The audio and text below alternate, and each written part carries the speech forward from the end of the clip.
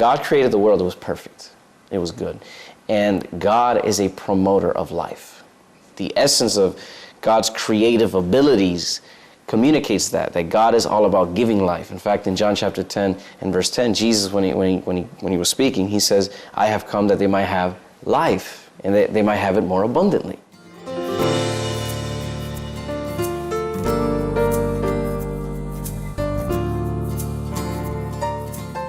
Welcome, glorious viewers. We are glad to have you here with us on our noble lineage. Today's program will be the first of a two-part program of divine principles of life and pure living, featuring our conversation with two ministers from the Seventh-day Adventist Church in California, USA. Well, hello everyone. My name is Pastor Jay Rosario. I'm a pastor here at the Los Gatos Church, and it is such a delight for me to be here to talk and discuss and to share a little bit about our views of healthy living.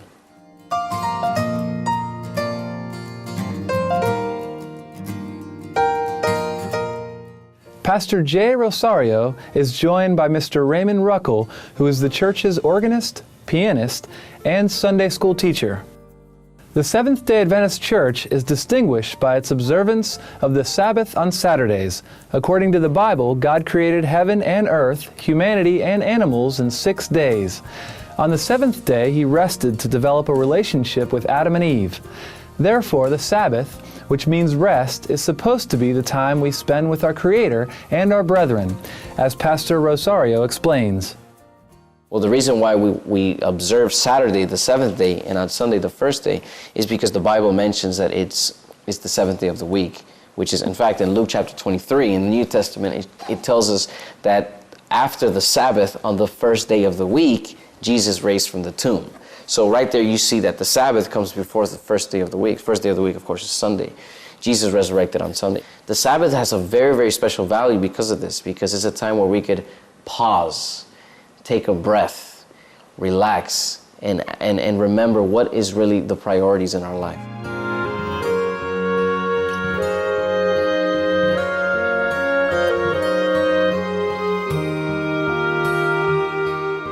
Observing the Sabbath on a weekly basis yields great benefits, because it is not only a time for us to develop relationships with our family and friends, but also a time to reflect and contemplate on our lives and seek divine guidance. So the Sabbath is a beautiful commandment that God has given us because it brings things together. It brings our families together with fellow believers and those that believe in different things. It's a time for us to embrace each other as the creation of God. Many times we forget that we are made in the image of God. In other words, we have intrinsic value that nobody else can take from us. So it points us to the past, it points us to our origins, it points us to our destiny. It points us to where we're going to be in the dwelling place of God. And we have the blessed privilege of observing this on a weekly basis. So we have a weekly reminder. Where did we come from? Where are we going? Make sure you have your priorities straight. Make sure you develop relationships with those around you, your loved ones. And I believe that the Sabbath is a way that it kind of brings a little bit of heaven on earth. And that's one of the aspects of Sabbath keeping.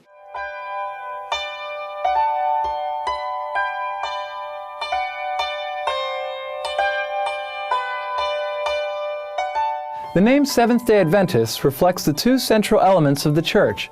Seventh day relates to the observance of Sabbath, as Pastor Jay Rosario had just explained, and Adventist refers to the adherents who are awaiting the second arrival of Jesus Christ. It's in the book of 1 Thessalonians, chapter 4, and it talks quite specifically about the second coming of Christ. It says, "For the Lord Himself will descend from heaven with a shout, with the voice of an archangel and with the trumpet of God, and those that have died in Christ will rise first. Then we who are alive and remain will be caught up together with them in the clouds to meet the Lord in the air, and thus we shall always be with the Lord. Therefore comfort one another with these words." So 1 Thessalonians teaches very specifically that when Jesus returns, it's going to be a very literal experience. It's going to be very audible. It's going to be something literal that you're going to be able to see. It's going to be something very tangible. It's going to be something cataclysmic. It's going to be something global. In fact, in Revelation chapter 1, it says, behold, he comes with the clouds, and every eye will see him. Every land, every race, every tribe, every kindred is going to be able to see the one who created everything in the clouds sitting on the throne.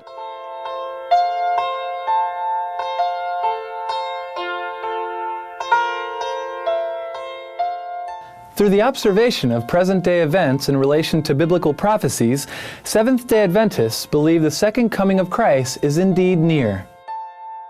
In Matthew chapter 24, you have an entire chapter that deals with the signs of the times. And it's very fascinating when you look at the signs and you look at today's current events. One of the things that Jesus said that is going to point forward to the coming of Christ, number one, is wars. Another thing that we see is earthquakes. We see hurricanes. We see a lot of interesting environmental activity.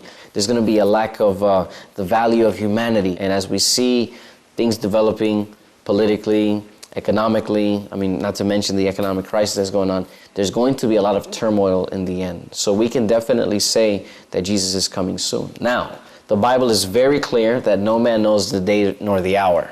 But God gives us signs. He gives us signs to let us know it's coming soon. It's very, very near.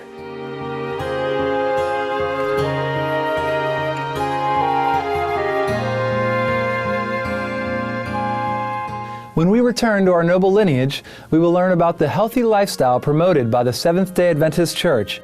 Please stay tuned to Supreme Master Television.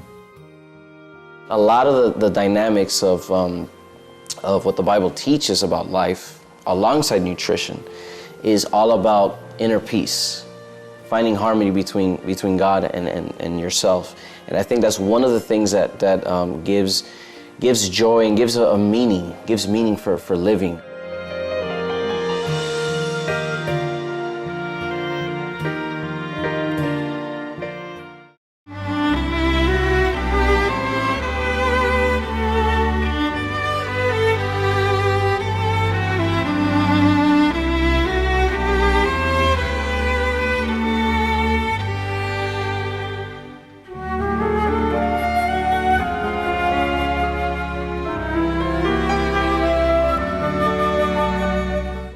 Welcome back to our noble lineage on Supreme Master Television.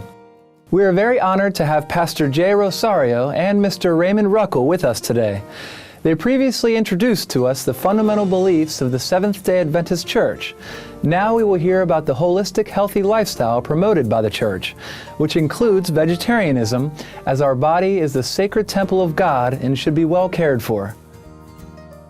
The idea is that everything that we do in our recreation, in our social life, in our nutrition and diet, we must all make the best decisions that will be of best benefit to ourselves and of best benefit to others.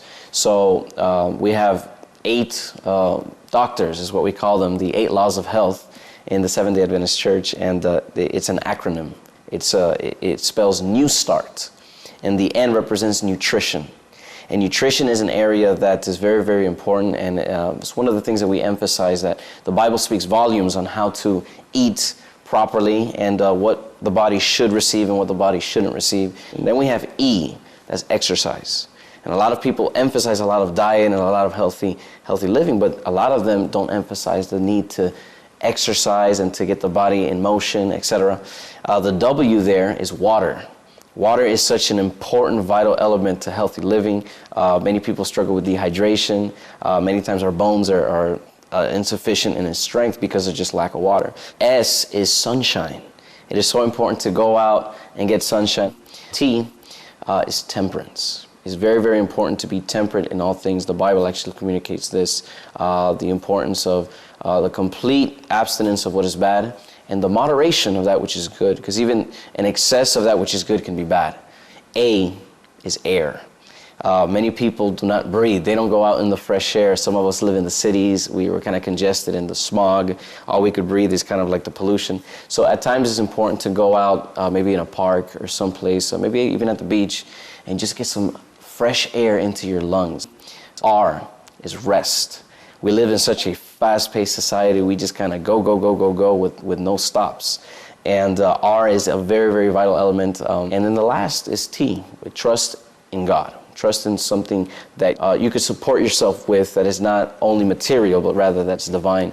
And that's one of the elements of healthy living and lifestyle that the Bible talks about. So those are some of the major areas that we emphasize.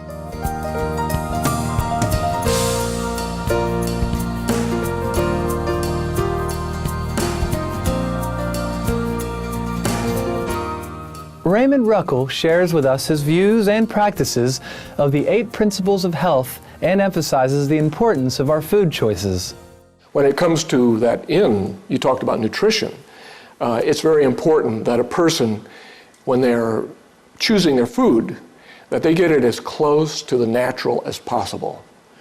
I'm moving in the direction of not only being vegan, I'm already vegan, but toward more things in their more raw state, more natural state, you know. The whole thing of temperance, this is an area that I think everybody struggles with, is that you find something that really tastes good.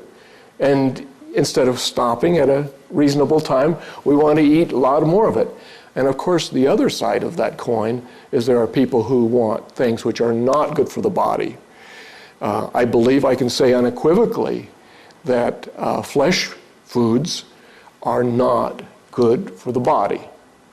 And there's scientists and nutritionists who have studied the animals that are eating vegetation. They have teeth not so unlike our own, whereas those that are carnivorous, they have different kinds of teeth. Then there were several others there that New Start, to trust in God, absolutely.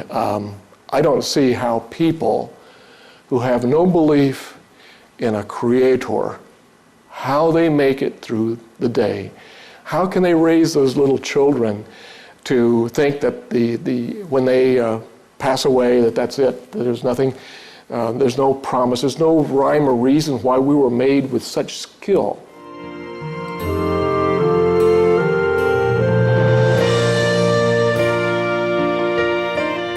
One of the things that we can do is ask ourselves the question, what is it in my life that is promoting death? What is it in my life that's promoting pain?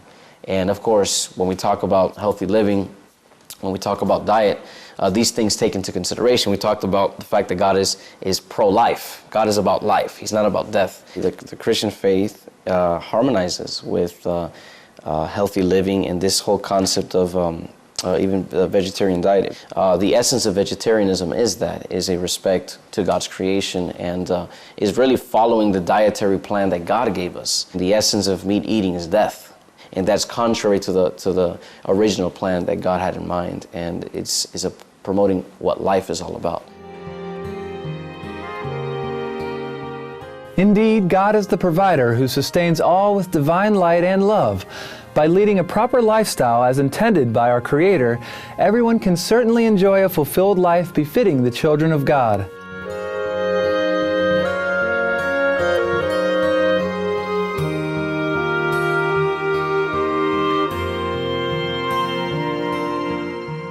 Thank you, pure-hearted viewers. We have enjoyed spending time with you on our noble lineage for the first part of Divine Principles of Life and Pure Living, featuring conversations with Pastor Jay Rosario and Mr. Raymond Ruckle from the Seventh-day Adventist Church in California, USA. May your heart be filled with divine joy and light. Please visit losgatos.adventistfaith.org for more information on the Seventh-day Adventist Church in Los Gatos, California, USA. For more details, please visit www.suprememastertv.com/NL.